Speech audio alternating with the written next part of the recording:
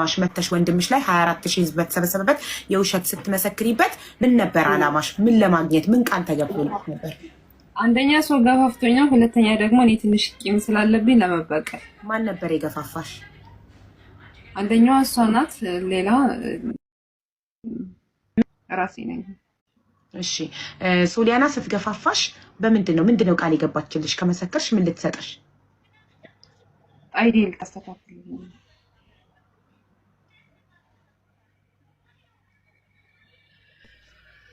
ሰላም ጤና ይስጥልኝ። አመላለም ትርኩ ለራሱ አይዲ ሳይኖራት ላንቺ አይዲ ዩቲዩብ ቻናል ከመይ ትኾኑ ከመይ ነብዘ ሰዓት እዚያ በጽሕኹም አነ እግዚአብሔር አምላክ ይመስገን። እግዚአብሔር አምላክ ይመስገን ኮን መስኹን ተስፋ ይገበር። ናብ ቻናል ላይ ሓደሽቲ ዝኾንኩም ላይክ ሰብስክራይብ ብምግባር ቤተሰብ ኩኑ። ሓደሽቲ ተኸታተልቲ ዝኾንኩም ድማ ከም ቀደምኩም ሃናፂ ዝኾነ ርእይትኹም ኣይፈለኒ ለወልክየ ልማዓንቲ ሒዘየ ዝመፀኹም ቪድዮ ድማ ከምቲ ኣብ መእተዊ ዝረአኹምዎ ኮይኑ ልማዓንቲ ኣብ ማሕበራዊ ሚድያ ዘውረር ካብ ላበለት ካብ ዝረኸብክዋ ቪድዮ ሒዘልኩም መፅየ ዘለኹ እሳ ከዓ ኣብቲ ናይ መጀመርያ መእተውካ ገይረያ መፅየ ኣለኹ። እሳ ካብ ኣማርኛ እያ፣ ካብ ኣማርኛ ናብ ትግርኛ እልቶም ትፈልጦም ሓርኛ ኮሰብኩም ትኾኑ እልቶም ናይ ትፈልጡ ከዓ ንእሽተይ ክዛረብኩ ማለት እዩ። ኣብ መንጎ ዓብዪ ንእሽተይ ወይ ድማ ሓውን ሓፍትን ዘጋጠመ ነገር ኮይኑ እሱ ከዓ ሓንቲ ሓፍትና ለሓዋ ኣሕሊፋ ከም ዝሓወቶ እያ ትዛረብ። ኣብዚ ኩሉ ህዝቢ ሲ ሓሽኹ ተዛሪብክስ እንታይ ልምዃኑ እዩ ወይ ድማ እንታይ ልምርካብ ኢላ ክትሓታ ከላ ሓቢባ ናይ ማሕበራዊ ሚድያ ንፈልጣ ኣብ ቲክቶክ እሳ ከዓ መጀመርያ ቂምታ ስለ ዝነበረኒ እየ ኢላ ብምምላስ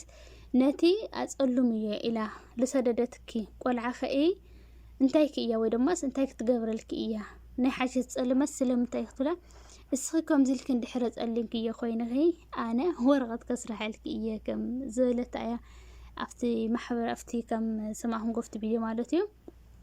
እቲ ሓዋ ግን ነቲ ሓፍቱ ከቢድ ብዙሕ ዋጋ ዝኸፈለላ ሓውካ ማለት ክንደይ ናይ ዋጋ ከም ዝኸፍለልና ኣሕዋትና ዘለውና ንፈልጦም ኣለና ኢና ብደንቢ ገይርና ማለት እዩ። ካብቲ ሓዋ ዝገበረላ ኣብቲ ማሕበራዊ ሚድያ ካብ ዝተዛረቦ ኢና ንዛረብ ዘለና ማለት እዩ። ንሳ መጀመርያ እቲ ወዲ ስርሑ ናይ ባዕሉ ዓርሱ ዝኸኣለ ስራሕ ብስርሑ ጠንካራ ከም ዝኾነ ፍቅር ዲዛይን ብዝብል ድማ ናይ ዕዳጋ መላለይ እዩ። ኣብ ማሕበራዊ ሚድያ እውን ርኢናዮ ንኸውና ብዙሓት ሰባት ብፍቅር ዲዛይን ኢለን ሽፎን የላልያ እየን ዝተፈላለየ ኣርቲ መጋየፂ ዝኾነስ የላልያ እየን። ሕዚ በዓል ዋና ዝኾነ እዩ። እቲ ሓፍቲ ከዓ ካብ ዓዲ ምፅኡ ኢላፍቱ ንሱ ዘሎ ባይታ ዝርከበሉ ኣብ ድዋ እዩ ናይ ስራሕ ዕድል ብምኽፋት ንኽትሰርሕ ባይታ ብምኽፋት ምስኡ ከም ዝገበራ እሳ ግን እንተ ብፍላጥ እንተ ብዘይፍላጥ ተታሊላ ለሓዋ ኣሕሊፋ ከም ዝሃወቶ እሱ እውን ይዛረብ እዩ። ዋላ ባዕላ እውን ትዛረብ እያ የቕርታ እውን ኢላላ ማለት እዩ። ይቕረ ግበረለ ኢላ ማለት እውን ነይራ። እግዚኣብሔር ኣምላኽ የቕረ ይግበረላ። እዞም ሰባት እዚኣቶም ተዓሪቖም ይርአየና ማለት እዩ። ካብቲ ሓደ ዝሕዝነኒ ግን ዘረኸ ንሓልኩም ካብቲ ሓደ ዝሕዘነኒ ግን 180 ሂባ ለሓዋ ንኽትቐትል ወይ ድማ ንሓዋ ንኽትፅይቕ ብምግባራ ሓዋ ከም ዝፅይቕ ማለት እዩ። ነቲ ቪድዮ ከብለኩም እየ እሞ ባዕልትኩም ክትርብኹም እቲ ቪድዮ ኣብ ብጣዕሚ ዝሕዝን ማርያምን በስመ ስላሴ በስመ አብ ወወልድ ወመንፈስ ቅዱስ ኣንሕና ሰባት ሲ ላዊእና ንኸዳ ኣለና 180 ዝኣክል ሽሕ ከፊላ ንሓዋ ክትፅይቕ እዩና መጀመርያ እስቲ ላፍቲ ቪድዮ ከብለኩም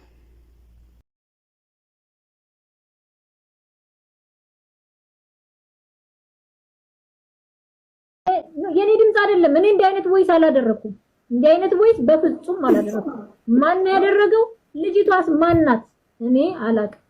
እኔ ፈጣሪ ወይ ይሄን አልኩ። አቡዬ መሰማቱ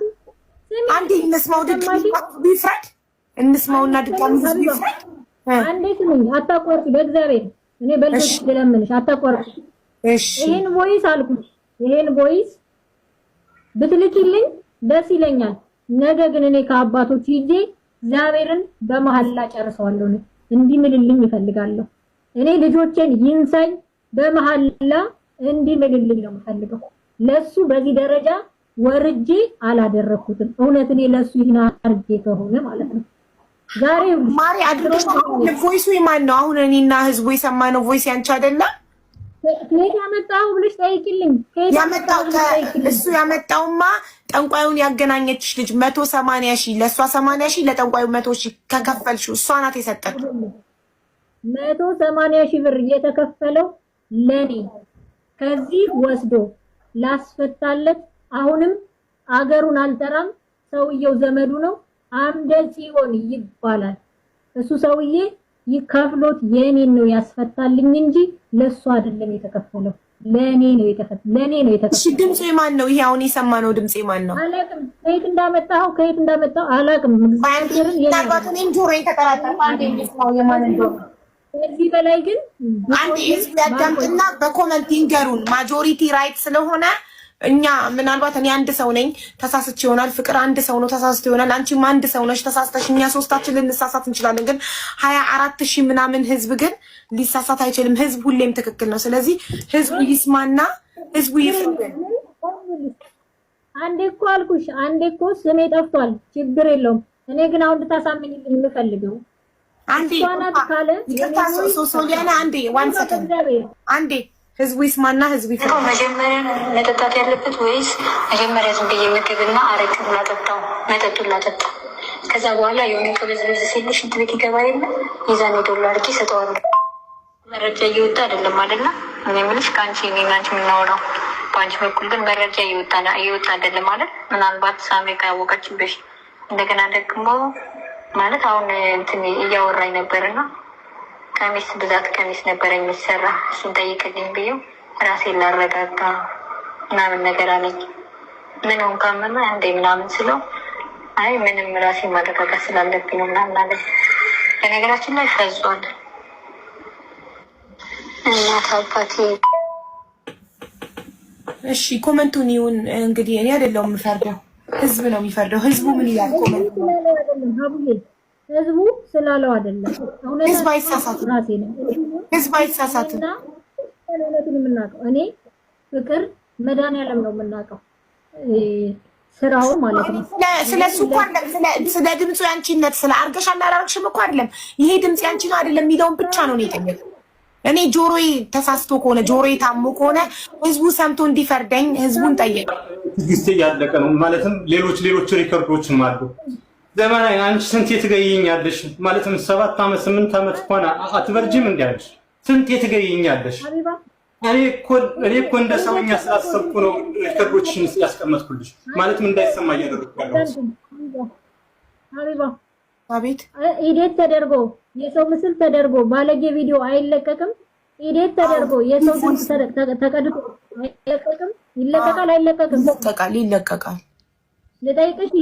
ይለቀቃል ማንንም ሰው ዝሙት እየሰራ የሰራው ሌላ ሆኖ የራሱ ፎቶ ተደርጎ ይለቀቃል አይለቀቅም ይለቀቃል ተመሪሰ አለኹ ስለዚህ እኔ ይህን ስራ አልሰራውም አሁን ከፍተ ቪዲዮ አሕጽረቢለ በማርኛ ያሕጽረቢለ በትግርኛ ከነግረልኩም እታ ቪዲዮ ከም ተሰማዕናዮ ኣብቲ ናይ መጀመርያ እቲ ሓዋ በቲ ሰብ ዝገበረትሉ ናብ ጥንቆላ ብልኻድ ሕማቕ ነገር ብምግባር ኣብ ውሽጢ ሰውነቱ ክትፍእ ከሎ ሕማቓት ነገራት ከም ዝተፍእ ብዙሕ ስቃይ ከም ዝረአየ ብማንጨለት ብእግዚአብሔር ኣምላኽ ከም ዝድሓነ እዩ ዝናገር እሳ እውን በቲ ሪካርድ ቃዲሑ ብምስተም ተመሰልት ሓባበረታ ጓል ኣንስተይቲ እታ 180,000 ዝኸፈለታ ልቲ 100,000 ከዓ ንጠንቋላይ 80,000 ከዓ እንተልተቐበለት ተመሊሳ ከዓ ነቲ ምስጢር ለሓዋ ብምንጋር ተሓዋ ከዓ ሪካርድ ናብ ደገ ብምውፃእ ካልእ ሰብ ብምስማዕ ኣብ ማሕበራዊ ሚድያ ብምፃእ ኣብ ማሕበራዊ ሚድያ እታ ሓፍቱ እውን ኣነ ይኮንኩን ኣይገበርኩን ብምግባር ከም ዝጠለመቶ እዩ ዘርኢ ኮይኑ ግን እቲ ሪካርድ ናብ ባዕላ እዩ ሓደ ሰብ ክጋጊ ይኽእል እዩ ተጋጊዩ ላብ ልቡ ክምለስ ከሎ ከዓ ትዕድልቲ እዩ እግዚአብሔር አምላኽ ካብ ከምዚ ልበለ ነገር ይሰውረና ዓብይ ንእሽተይ ኮይንከ ኣብ ማሕበራዊ ሚድያ ከምዚ ክትካሰስ ካብዚ ለዓቢ ነገር የለንን ናይ መጨረሻ ዘበን እዩ ዘብል እግዚአብሔር አምላኽ ላብ ልቦም ይመልሶም ሓፍትና ላብ ልባ ይመልሳ ሓውና ለእግዚአብሔር አምላኽ ምሕረት የውርደሉ ዘማራይኻ ብጣዕሚ ደስ ልብል መዝሙር እንድሕሰም ይኹን ኮይንኩም በጣም ደስ ልብል ኣነ ግን ካብዚ ክብሎ ዝደለኹ ሕማቕ ነገር ከቕርብ ደልየን ኮይነ ዘይኮንኩስ ንብዙሓት ሰባት ምስ ኣሕዋትና ንጋጨይና ካብ ባዕለይ ጀሚሩ ንኳረይና ነይኳረ የለን ካብ ሓንቲ ኢልካ ደትውለድ እምበር ሓደ ሓሳብ ኣይትሕዝን ኢኻ ሓደ ዓይነት ኣተሓሳስባ ኣይህልየካን እሞ ቅድመ ማንኛው ነገር ምግባርና ቅድመ ምስ ሓውና ምኩራይ ቅድመ ምስ ሓፍትና ምኩራይ ቅድሚ ሕማቕ ነገርና ምውሳን ወሲና ከዓ ለነገለ ይጠቅመና ነገር ዝሓፍትናስ እንተ ተዓዚብናየስ ብጣዕሚ ብውሽጣ ትጣዓስ ፍቲ ቪድዮኮም ንሪአልና ብጣዕሚ ትጣዓስ ኮይኑ ግን ንሳ ሸለልትነት በቃ ምንም ክትገብር ኣይትኽእልን ማሕበራዊ ሚድያ ኮይና ከምዘይ ገበረት ከምዘይ ሰርሕት እያ ትዛረብ ቅድሚ ኣንሕና ከዓ ኣሕዋትና ምጥላምና ጥሊምና ከዓ ኣብ ቅድሚ ሰብ ኣብ ቅድሚ እግዚአብሔር ኣብ ቅድሚ ሰብ ለና ንፍረድ እግዚአብሔር አምላክ ካብዚ ይምሓረና ማርያምን ብጣዕሚ ያና ሓዚነ ማለት እዩ ቅድሚ ከምዚልና ኣብ ቅድሚ ሰብ ምሕፋርና ቅድሚ ከምዚልና ኣብ ቅድሚ ኣሕዋትና ኣብ ቅድሚ ቤተሰብና ምሕፋርና መጀመርያ ክንወስን ኣለና ኣሕዋተይ የቕረ ክንበሃሃለና ዘይጋገ ሰብ የለ ኩላትና ተጋጌት ኢና ክንጋገ ከለና ከዓ ኣጥፍየ ግድየ ገይረ ግድየ ሕማቕ ሰሪሐ ግድየ ኢልና ላብ ልብና ክንመለስ ኣለና እቲ ቪድዮ ከየኑ ሓልኩም ወደ ማዘራው ከየኑ ሓልኩም በር ኣብዚ ሓፀረ ላብ መጀመርያ ላብ ማሕበራዊ ሚድያ ክትወፅእ ከላ ዘቆልዓ እስኻቶም ዓብይ ንእሽቶን ኢኹም ብውሽጡ ክንፍትሕዎ ክትበሃል ከላ ኣይ ደጋ ኣይፈትሕን እየ ብውሽጢ ኢለያ ላብ ማሕበራዊ ሚድያ ኣቕሪባቶ እና ኣነ ከብሎ ዝደሊ ከዓ ዓብይ ንእሽተይ ኮይንካ ክትሳነለካ ዓብይ ንእሽተይ ኮይንካ ሕድገት ክትገባበር ኣለካ እቲ ሰብ ከም ዝረአናዮ ብጣዕሚ ትዕግስተኛ ብጣዕሚ ማርያም ክንድዚ ዝኣክል ተግባርና ገበረት ሓፍትኻ እሱቕመዋሉ በቃ ብጣዕሚ ያ ነገር ብዙሕ ህይወት ነው ውሽጣዊ ተናጊሩ እግዚአብሔር ካብ ከምዚ ልበለ ይምሓረና እግዚአብሔር አምላክ ከዓ ፍቕርን ስኒትን ይዓድለና ጎይ ብማይ ጎይ ብሰኣን ማይ ልበሃል ከምዚ ምስተረኸበ እዩ ጎስ ሓውለ ይብሉ ቤተሰብ ይብሉ ሓደ ኮይኑ ሓፍቲ ይብሉ ቤተሰብ ይብሉ ሓውለ ይብሉ ትብል ጎ ከዓ ሓውካ ዋጋለኻ ፈለልካላለ ሓውካላ ደገፈካላለ እስኻ ተመልስካ መስካሊ ኮይንካ ክትጥፍኦ ምርኣይ ብጣዕሚ ዝሕዝን ካብዛ ቪድዮ ተረዲእኩም ክትኾኑ ተስፋ ይገብር ካብ ተስተዛረብክዎ ኣነ ሓውካ ክብረትካ እዩ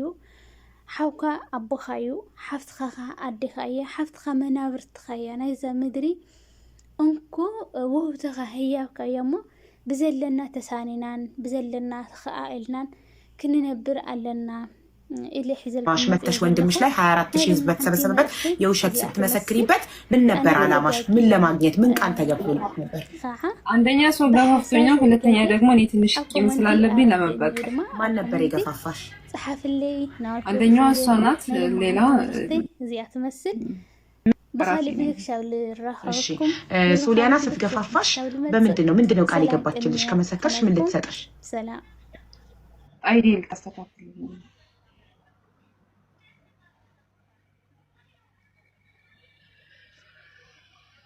አንቺና አልቀብሽም። እሺ